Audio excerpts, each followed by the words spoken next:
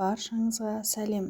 Бүгін 2-ші сынып қазақ тілі 38-ші сабақ. Егер видео ұнаса соңына дейін қарап, лайк басып, комментарий жазып, және де арнаға тіркелуді ұмытпаймыз.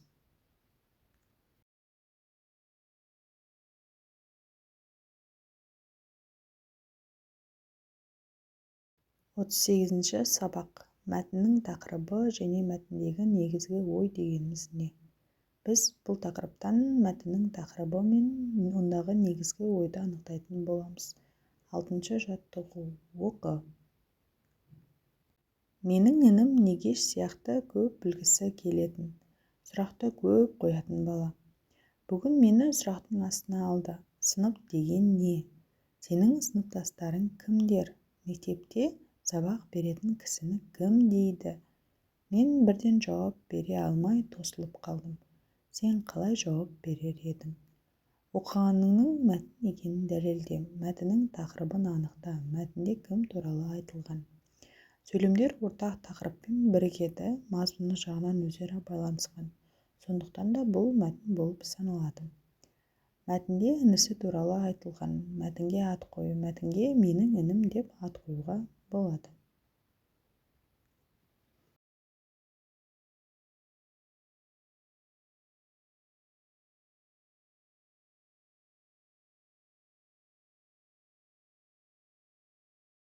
Келесі бізге берілген ережеге тоқтала кетсек.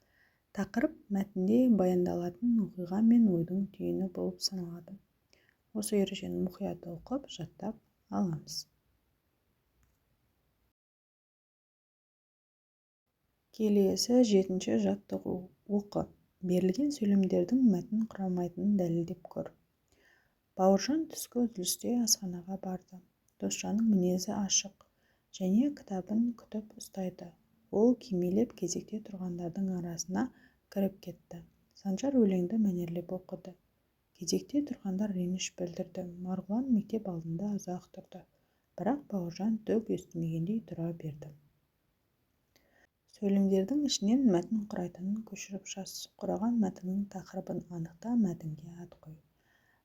Мәтінге асханадағы кезек деп ат қойсақ болады. Енді осылардың ішінен мәтін құрайтын сөйлемдерді көшіріп жазайық. Бауыржан түскі үзілісте асханаға барды. Ол кимелеп кезекте тұрғандардың арасына кіріп кетті. Кезекте тұрғандар реніш білдірді, бірақ Бауыржан түк естімегендей тұра берді. Міне осылайша дәптерге қатесіз әдемілеп жазып аламыз.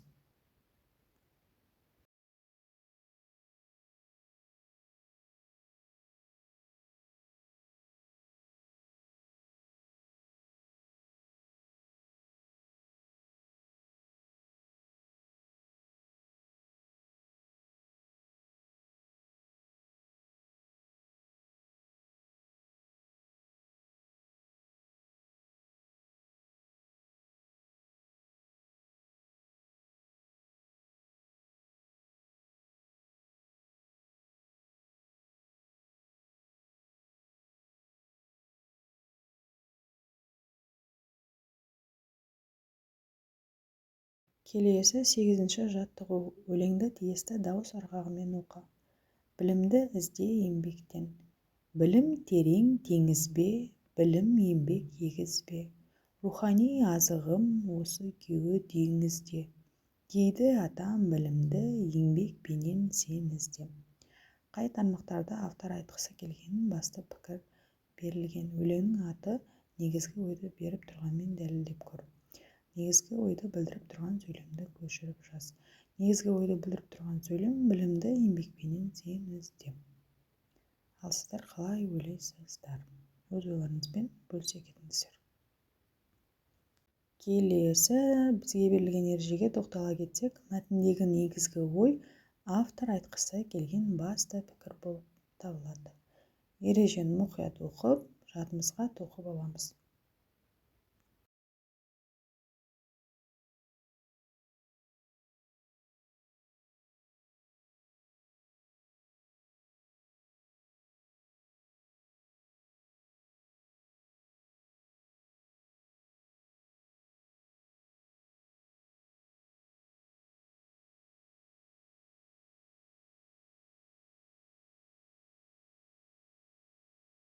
Келесі 9-шы жаттығу. Мәтінді оқы.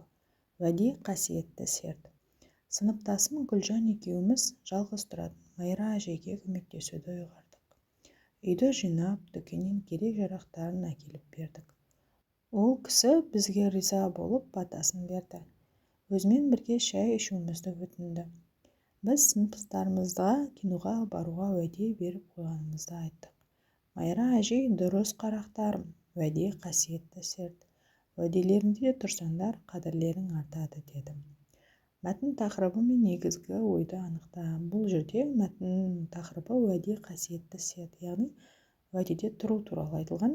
Әжейдің жауабын қайталап оқы. Осы жауапта екі нақыл сөз бар, соны тауып көшіріп жаз. Майра әжейдің сөзі: дұрыс қарақтарым, уәде қасиетті серт. Уәделеріңде тұрсаңдар, қадірлерің артады деді. Мұндағы екі нақыл сөздер уәде қасиетті серт, уәделеріңде тұрсаңдар, қадірлерің артады.